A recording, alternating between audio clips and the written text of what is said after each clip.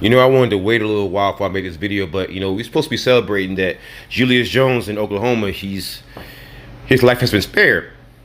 You know, Governor Stitt, who is a Republican and he really supports speaking death penalty, spared him.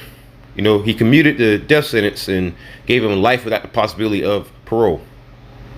Julius Jones was convicted of first degree murder, and you know, there's a lot of evidence out there, in my opinion, that he might be innocent. But it really does start the bigger conversation about the death penalty. You know, Governor Stitt supports the freaking death penalty, but for some reason, you know, after all the campaigns and everything, he changed his mind, even though he had the ultimate say, which lets me know that he, in his mind, thinks that man could possibly be innocent.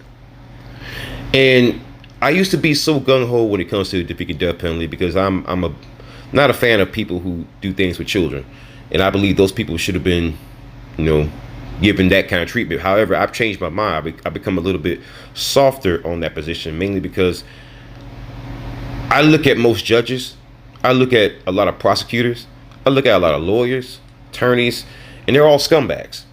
Let's be honest.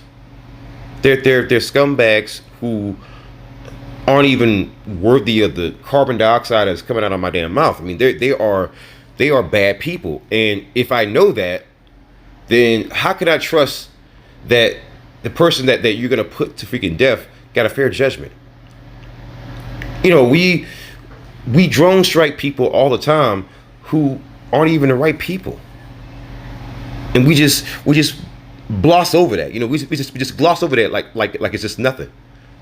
Which lets me know that there's probably been a lot of people who were innocent who were put to death, or people who the crime of death, it just doesn't fit the crime.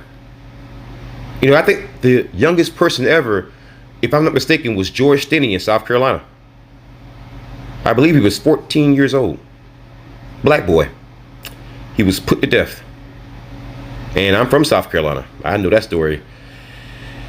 When you grow up in South Carolina and you are a black boy, you know, you got an older relative, you will hear that story quite a few times, you know.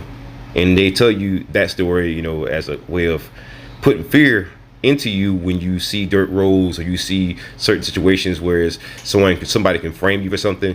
You will hear that story a lot, and along with other stories from South Carolina. But you know, that really has to start a conversation about a death penalty. Should we be putting people to death? If you don't trust the government, how can you trust the government to put somebody to death? How do you know that person is guilty? Think about it for a second. It's just a thought.